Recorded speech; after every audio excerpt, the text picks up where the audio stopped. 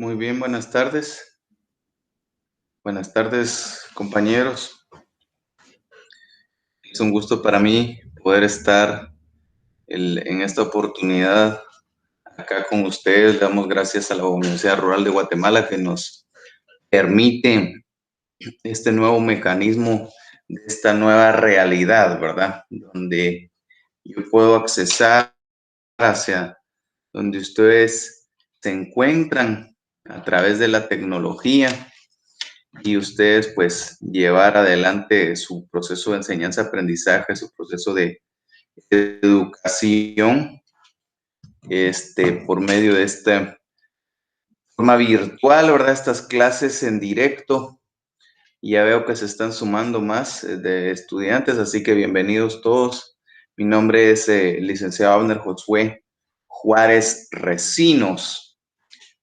Tengo el gusto, el agrado de poder compartir con ustedes y estar con ustedes en este semestre, en este proceso de enseñanza-aprendizaje que la Universidad Rural nos ha proporcionado a través de estos mecanismos de poder trabajar de manera virtual gracias a esta, como le decimos, nueva realidad, ¿verdad? Este proceso que nos ha tocado vivir a esta generación por medio de la pandemia, el surgimiento del famoso COVID-19 y toda esta lucha, este proceso iniciado desde el año pasado y que yo creo que aún no nos terminamos de acoplar, mas sin embargo, estamos haciendo y tomando las decisiones correctas de continuar nuestra educación y que la Universidad Rural de Guatemala también ha permitido, ha aperturado estas plataformas, estos mecanismos de educación. Debemos aprovecharlos porque al final del día, pues el tiempo pasa, el tiempo avanza y ustedes, queridos alumnos, son los principales, ya sea perjudicados o beneficiados de esto. Así que a mí me alegra sobremanera que se hayan unido y se estén uniendo el día de hoy. Ya tengo 120 estudiantes. Para mí es un poco emocionante poder llegar hasta sus hogares, hasta donde cada uno se encuentre a nivel nacional y tener esta oportunidad, ¿verdad? De accesar hasta donde están en esta tarde y poder compartir un poquito de lo que hemos aprendido y de lo que les puedo yo transmitir en base a los conocimientos que he adquirido, contarles que yo soy abogado y notario, ¿verdad? En ejercicio ya de la profesión, ya tengo alrededor de 12 años de estar ejerciendo esta profesión y pues algo he aprendido, ya he ejercido la docencia, me gusta mucho el ejercicio de la docencia, siento que es algo muy, muy especial, por si alguno de mis alumnos, no lo dudo, muchos de ustedes han de ser maestros, ¿verdad? Realmente tener esa vocación, ese deseo de enseñar y qué bonito poder hacerlo, ¿verdad? Y poder llegar por este mecanismo virtual hasta lugares que quizá yo nunca hubiese podido llegar de otra manera. Así que de por sí, pues les doy nuevamente la bienvenida a este curso, el Derecho de Integración. Voy a estar compartiendo con ustedes este semestre, así que vamos a estar tratando de transmitirles algo de los conocimientos que yo he adquirido a lo largo del tiempo. Y en ese orden de ideas, pues voy a empezar ya a entrar un poquito en materia, empezar a entrar un poquito en lo que quiero en esta oportunidad y en esta de compartir con ustedes. Cuando yo pienso, cuando usted oye o leyó el pensum y vio el curso de Derecho de Integración, aquí cabría analizar cuáles son las primeras ideas, los primeros conceptos que vienen a la mente, ¿verdad? Entonces, indudablemente es una rama del derecho que va a generar qué cosa, que va a consistir en qué.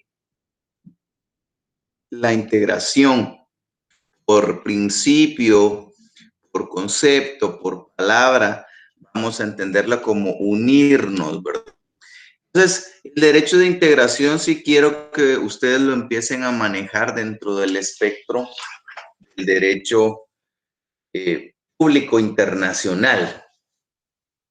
Ahí es donde vamos nosotros a situar nuestro curso, toda vez de que en materia internacional es donde surgen estos conceptos. Por supuesto que la integración se puede visualizar y se puede conceptualizar en otros aspectos, pero lo relevante dentro de la materia del derecho y lo relevante para nosotros que somos los juristas, que somos los estudiosos de la norma, es esto que vamos a ubicar el derecho de integración dentro del espectro de trabajo del área de derecho internacional público, ¿verdad? Y es ahí donde se va a ir desenvolviendo. Partiendo de esa primer premisa, partiendo de ese primer concepto, partiendo de esa primera visualización, entonces debemos ponernos a pensar qué será o qué puede ser esto de la integración, ¿verdad? ¿Qué será esto de integrar esta potestad, esta norma de poder unir, generar la unidad? El integrar no es otra cosa que unir, buscar unir, generar, consolidar.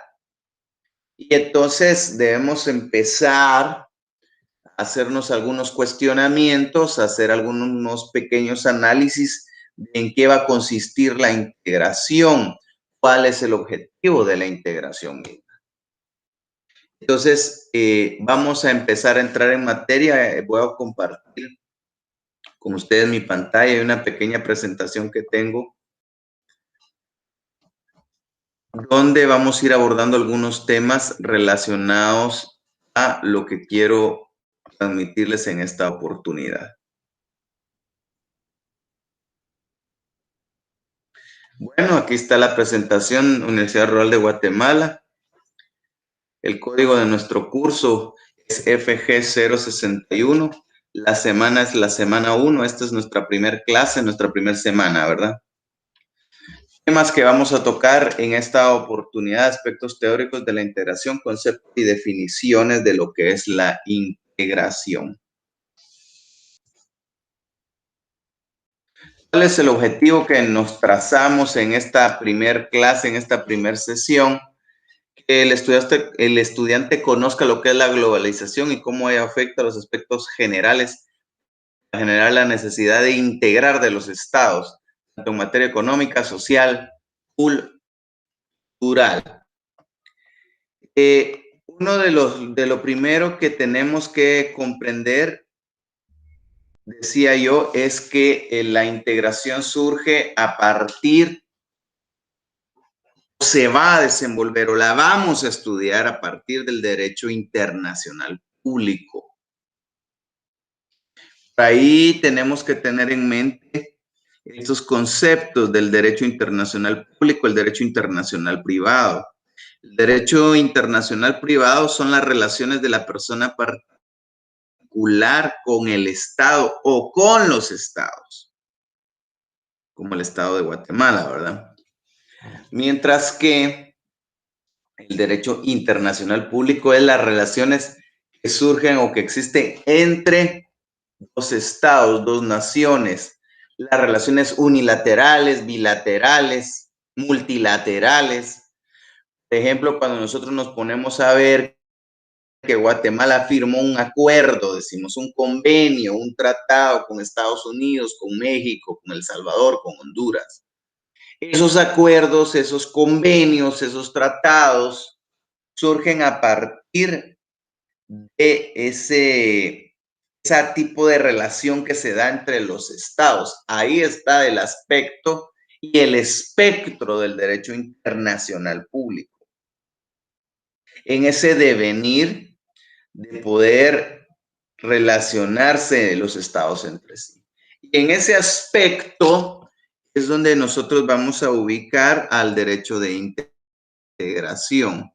Y entonces uno de los primeros conceptitos que vimos en el objetivo de la clase, que ustedes me trazo como objetivo el que ustedes puedan entender unos conceptos o conceptos primarios. Aquí les vuelvo a transmitir mi pantalla.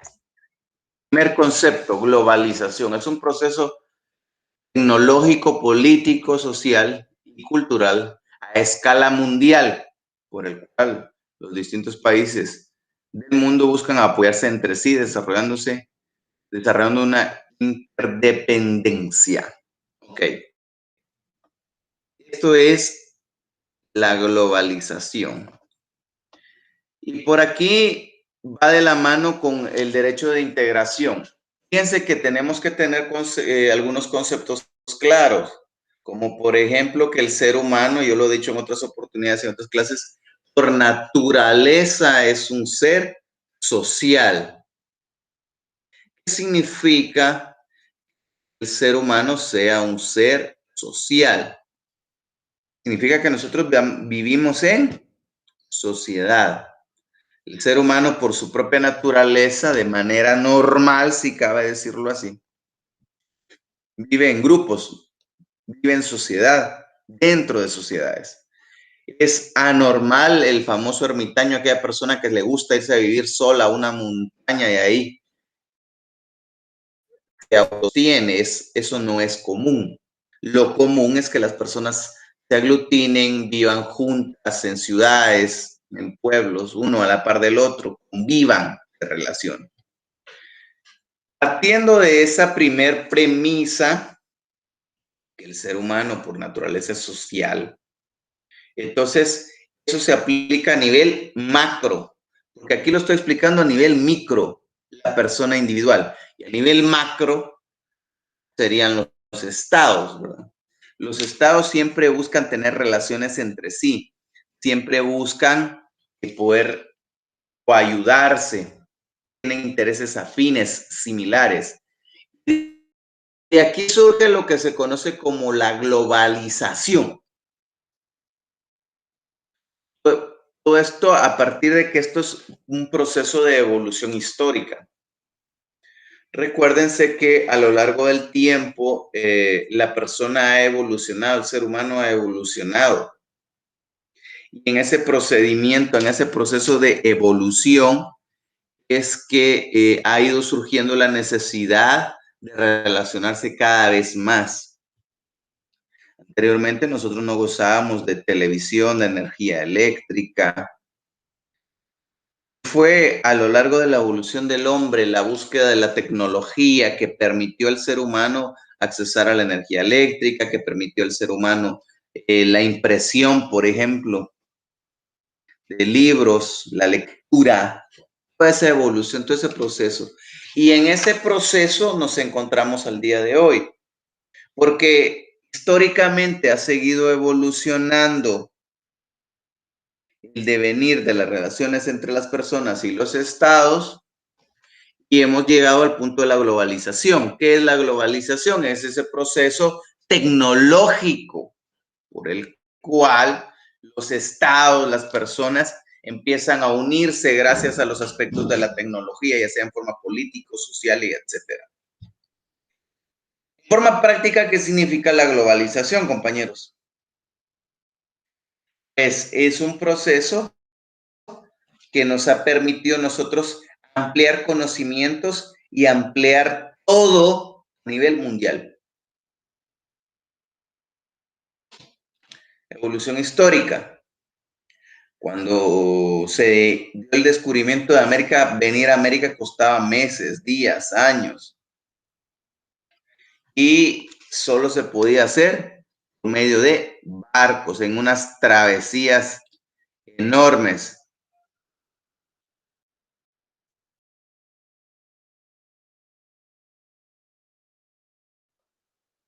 Unas travesías enormes. Y todo eso ha venido desapareciendo a lo largo del tiempo. El hombre ha ido evolucionando, ya tenemos el transporte aéreo, etcétera.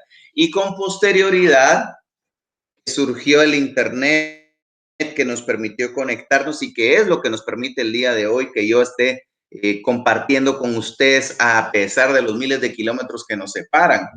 Desconozco muchos de mis estudiantes que en este momento me están observando, pueden estar en Petén, en Mazatenango, qué sé yo, ¿verdad? En tantas partes de Guatemala. Entonces, ese proceso evolutivo y es a nivel mundial, no es solo aislado de Guatemala, de Estados Unidos, de México, donde se han ido rompiendo barreras, donde se han ido rompiendo todo aquello que evitaba que nos comunicáramos, que nos relacionáramos. Ahora nosotros tenemos la capacidad de viajar hasta Rusia, a Europa de manera sencilla.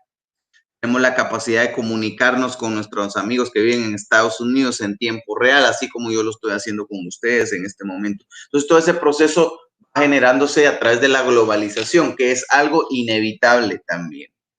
Y dentro de este proceso de unión es que los estados surgen con la necesidad de poder relacionarse entre sí. La globalización no es algo que se elija, es algo que está.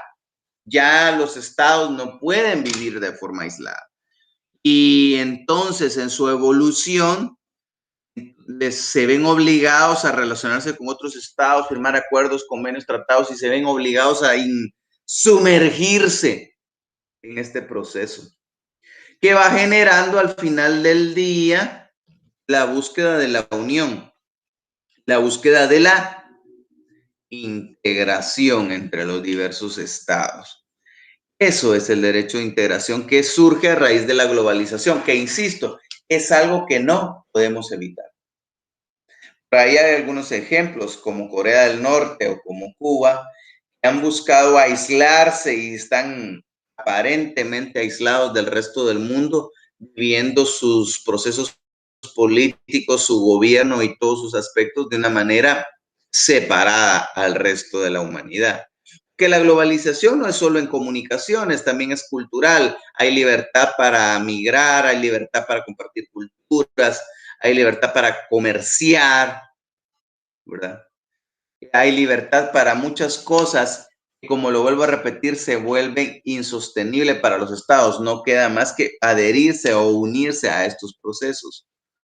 Por ejemplo, ustedes pueden consultar información de una biblioteca en Moscú, por ejemplo. Algo que hubiese sido imposible en otro momento, hoy es posible. Eso precisamente o en eso constituye la globalización, en ese proceso en que el ser humano se ve inmerso y los estados se ven inmersos, por el cual surge la necesidad de unirnos, ¿verdad? Muy bien, les vuelvo a compartir mi pantalla. Derecho internacional, ¿qué es? Por definición es aquel que contiene las normas que regulan las relaciones entre particulares y los estados, así como las relaciones entre los mismos estados. Esta definición la obtenemos del Diccionario Jurídico de Manuel Osorio. Esto yo ya lo venía platicando, ya lo venía yo mencionando. El derecho internacional se va a conformar en dos, ¿verdad? Derecho internacional privado y derecho internacional público, y que por definición va a contener las normas que van a regular las relaciones entre particulares y el Estado. Esa parte sería derecho internacional privado. Y las relaciones entre los estados, esa parte sería derecho internacional público. ¿Qué es la integración por concepto? Es un acto de unir, incorporar para que forme parte de un todo, de abarcar diferentes campos de la integración como social, regional, económico, religioso, racial, organizacional, etcétera, ¿verdad? Entonces viene el primer concepto.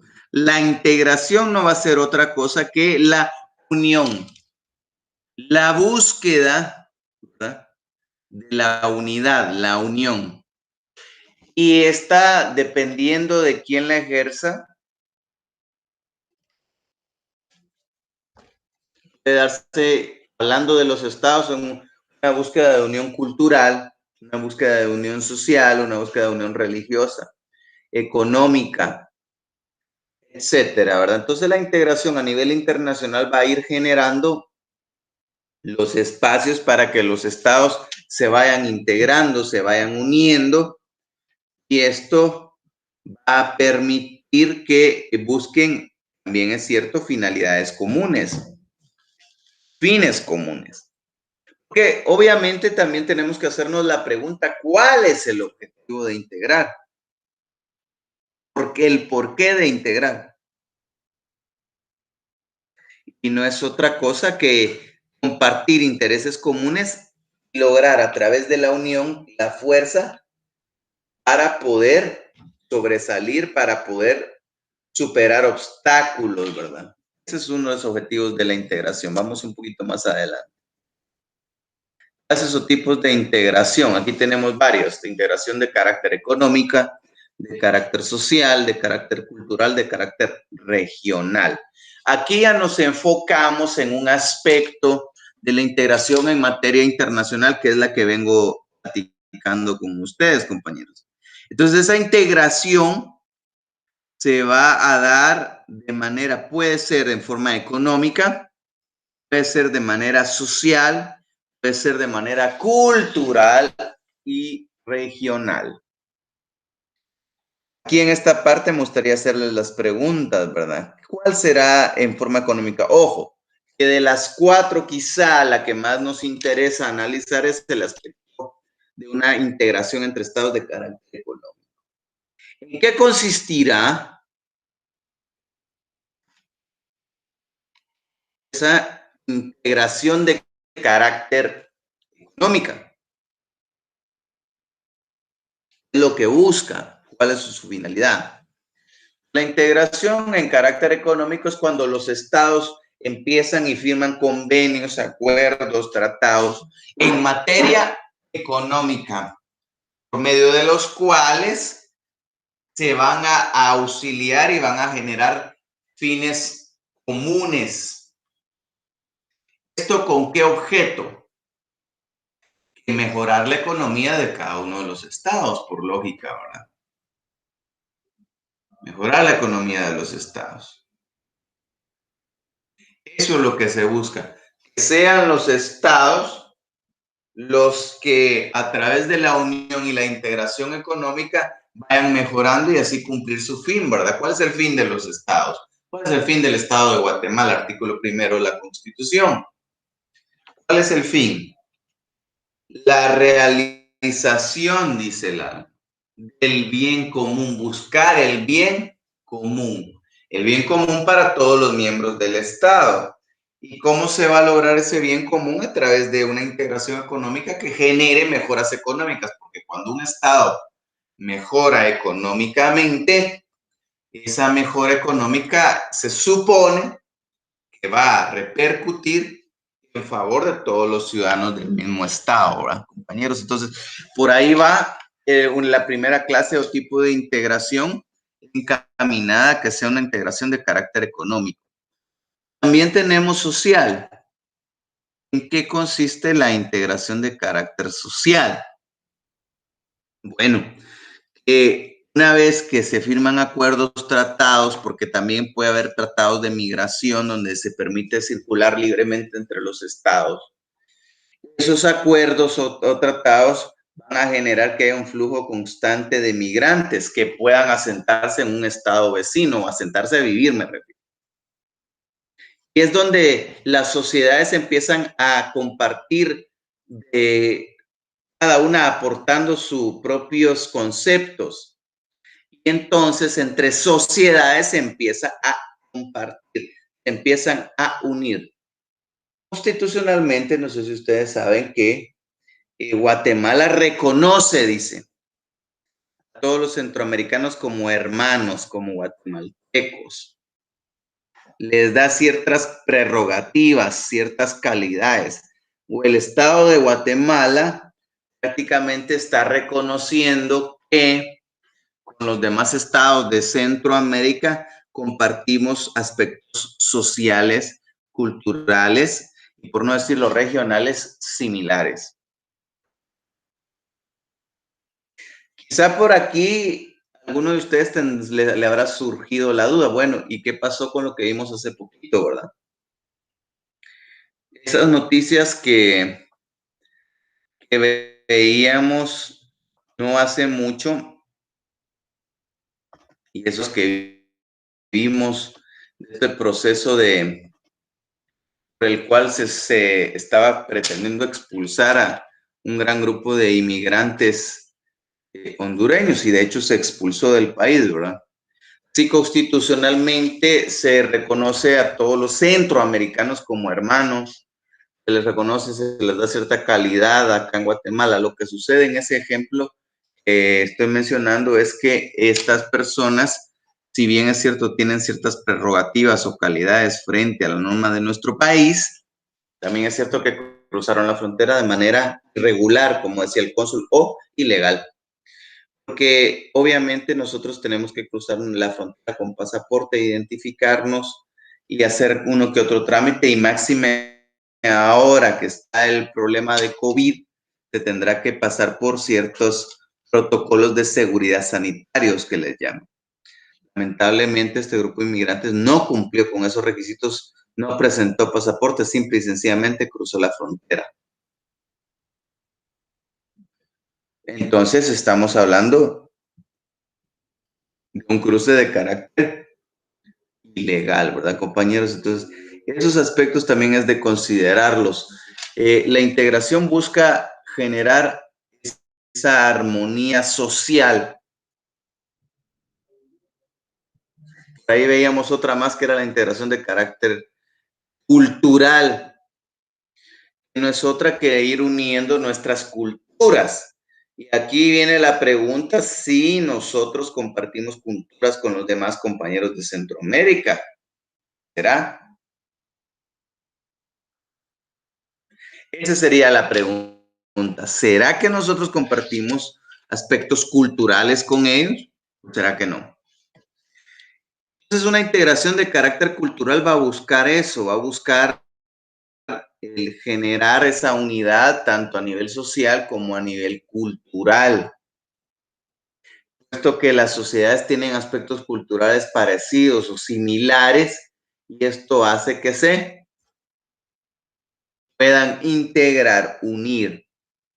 Y por ahí el último aspecto que se mencionaba, una integración de carácter regional. Esta va a obedecer al espacio geográfico, territorial que ocupan los estados, ¿verdad, compañeros? Definitivamente se va a dar una integración dentro de un determinado territorio, como es el caso de Centroamérica, porque compartimos casi que un espacio territorial muy, muy parecido. Avancemos un poco más, compañeros. Les vuelvo a compartir acá. ¿Qué es Estado? ¿Qué es el Estado? Por definición, el Estado es un ente abstracto, incorpóreo, una organización política que se forma en un determinado territorio a fin de llevar el bien común a los sujetos que viven en dicho territorio. Como yo ya dije que el derecho de integración va a partir del derecho internacional, entonces público, entonces tenemos que partir también de entender que es un Estado. Un Estado, ¿qué será, verdad? Es aquel ente abstracto incorpóreo que se conforma con la capacidad de gobierno, que tiene una forma política de gobierno y que ejerce dentro de un espacio territorial esa soberanía, esa capacidad de gobernar a fin de cumplir la finalidad para la cual fue instruido, para la cual fue creado. ¿Cuál es esa finalidad de un Estado, compañeros?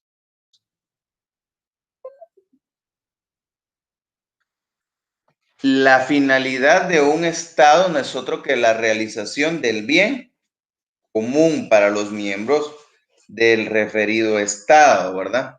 Entonces, el objetivo de todo Estado es buscar llevar bien a los miembros que forman parte del mismo, ¿verdad?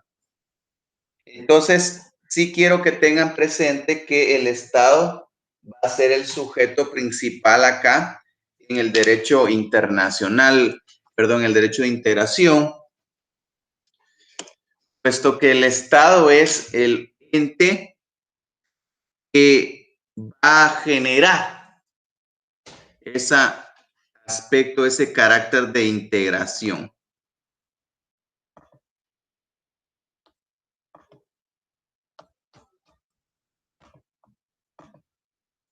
Muy bien, vayámonos un poquito más adelante.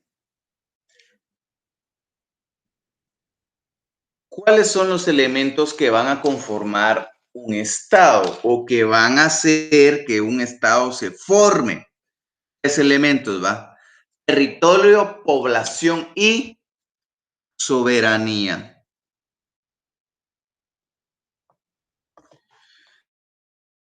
Esos son los tres elementos fundamentales que van a conformar el estado.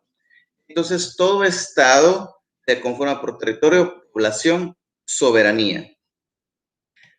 ¿Qué es el territorio? Pues no es otra cosa que el espacio geográfico territorial donde un estado funge, funciona, existe.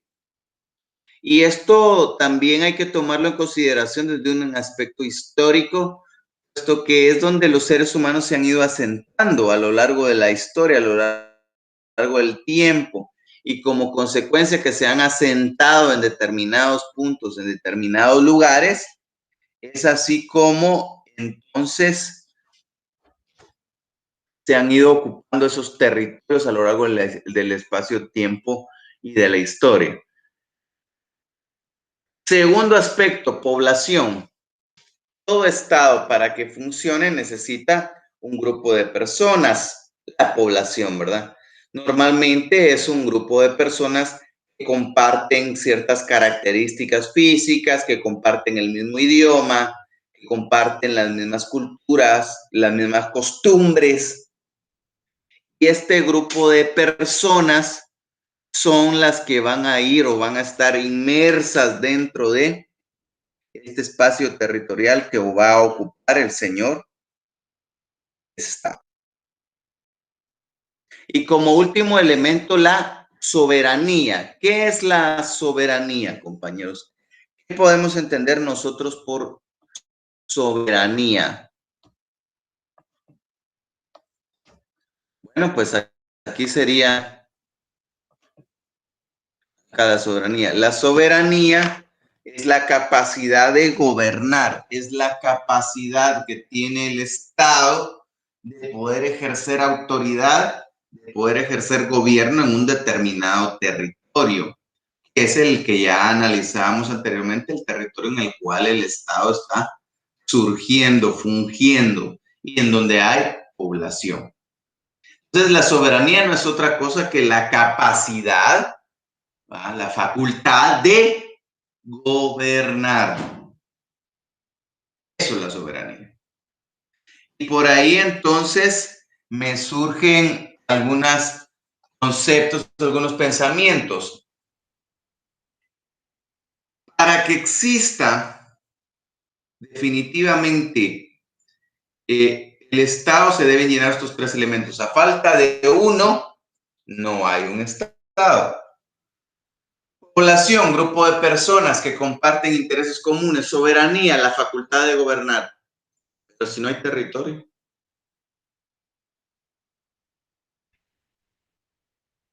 entonces no se puede llenar este requisito.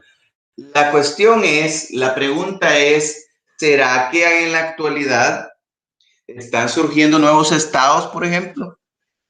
¿Será que en la actualidad hay reclamaciones para esto? Si nosotros nos ponemos a analizar actualmente y nosotros vemos diversas partes del mundo, nosotros vamos a encontrar con que hay territorios que están en disputa, hay territorios donde hay personas con intereses comunes que reclaman el surgimiento de nuevos estados, ¿verdad? Por ejemplo, de aquí me imagino yo que tengo varios compañeros que les gusta mucho el fútbol, ¿verdad? Y lógicamente, si a usted le gusta mucho el fútbol, yo no soy tan de esa línea, pero si a usted le gusta mucho el fútbol, eh, indudablemente usted va a hablarme de que los grandes equipos de fútbol europeo, y usted va a llegar al punto de decir, bueno, ¿qué sos, Barcelona o Real? Si me preguntan a mí, por cierto, que no es que sea tan fan, pero sí, yo le voy al Real Madrid.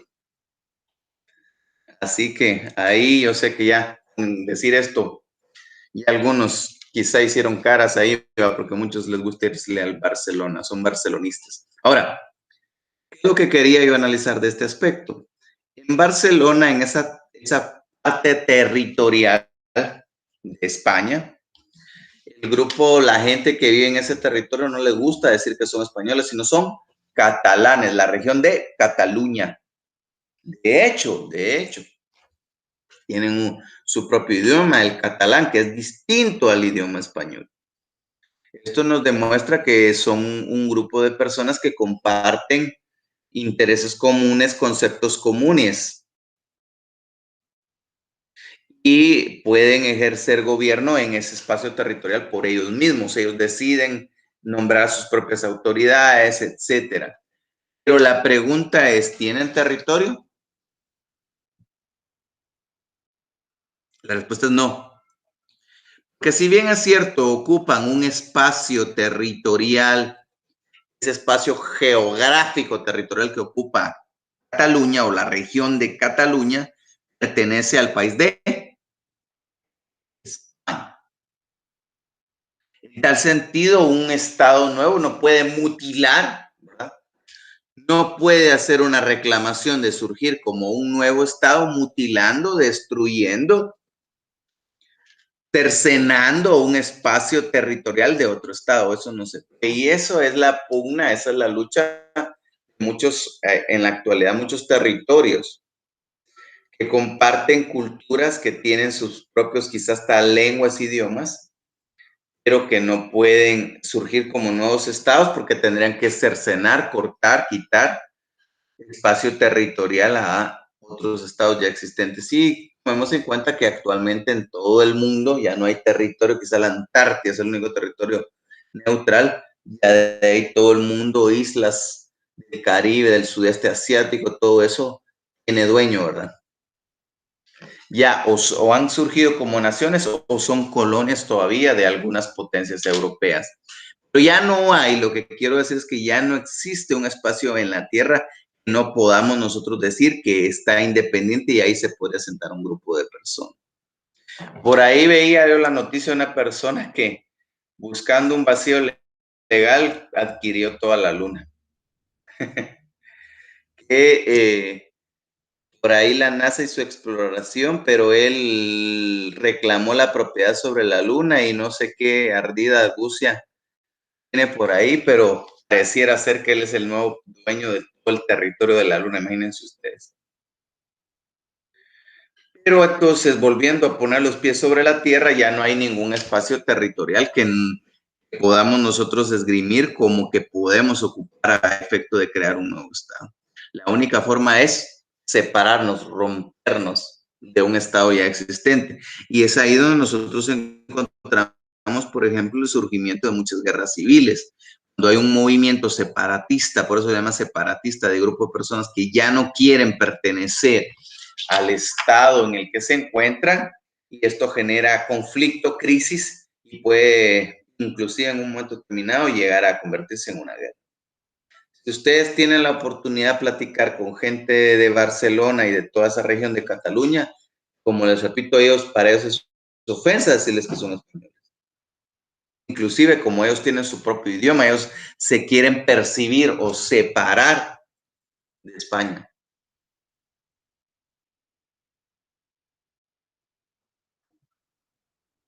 Interesante, ¿verdad? Porque esto nos demuestra que aún al día de hoy hay movimientos que buscan generar el surgimiento de nuevos estados. Esos aspectos, entonces, territorio, espacio geográfico, población, grupo de personas que compartan lo mismo y soberanía, la capacidad de poder gobernar.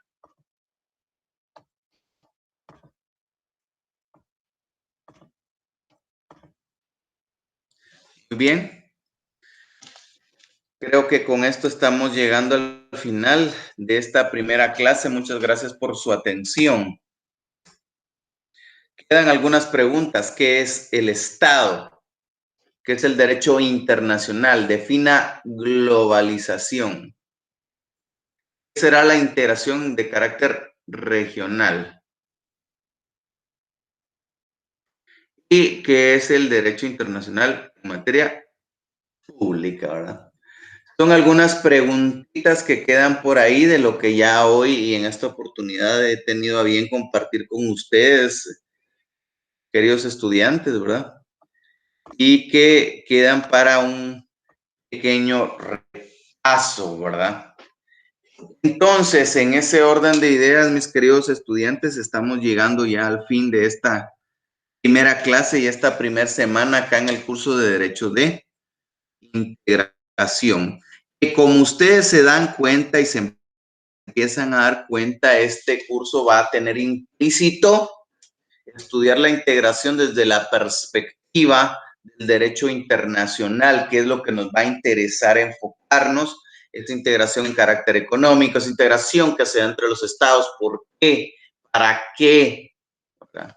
Los tratados internacionales, todos esos aspectos que quizá muchas veces nosotros hemos escuchado, hemos visto las noticias cuando Guatemala suscribe, dice, ¿verdad? Un acuerdo, suscribe un tratado.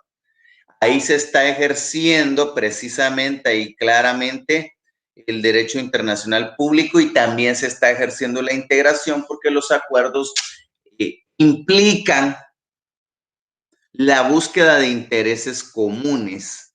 Cuidado, porque de repente encontramos acuerdos en que más bien representan obligaciones en vez de buscar esa unidad, esa integración. Ahorita recién nosotros veíamos la noticia que el nuevo presidente electo de Estados Unidos, John Biden, manda a revocar un acuerdo firmado en el gobierno de Donald Trump en el año 2019, donde obligaba a El Salvador, Guatemala y Honduras a ser una zona segura para inmigrantes. De tal suerte que si iban un grupo de inmigrantes rumbo a Estados Unidos, aquí en Guatemala, fueran detenidos, y en su caso que se quedaran acá como un lugar para que radiquen, o en su caso, si son detenidos en Estados Unidos, sean deportados allá sea Guatemala, Salvador, Honduras, porque son territorios que se calificaban como territorios seguros para el desenvolvimiento de los ciudadanos migrantes. De repente, por ahí habría que analizar si estos acuerdos solo única y exclusivamente representan por obligaciones para Guatemala y no le traían ningún beneficio. Entonces ahí, en ese sentido, no estaríamos nosotros hablando de integración, ¿verdad? Puesto que la integración lleva implícito, como ya explicaba, la búsqueda de acuerdos que sean recíprocos en beneficio de los dos o tres o cuatro suscribientes de los mismos, ¿verdad? Esas son las ideas que debemos tener para el derecho de integración. Muy bien, compañeros, mi reloj me marca las 3:45. Estamos llegando ya al final, hoy sí, de esta primera clase. Espero que haya sido entretenida para ustedes y que a través de este proceso podamos, pues, lograr transmitirles a ustedes, queridos alumnos, el conocimiento que nos permita y que ustedes sigan adelante con su proceso de enseñanza-aprendizaje y sigan adelante. Yo les motivo a seguir adelante para lograr el objetivo, la meta, el sueño, ¿verdad? De poder ser profesionales. Así que me despido, su servidor, licenciado Abner Juárez. Estoy ya a sus órdenes, a su disposición, ya en esta primera clase que tuvimos hoy. Y si Dios nos permite, estaremos en una próxima y los estaré saludando en una próxima oportunidad.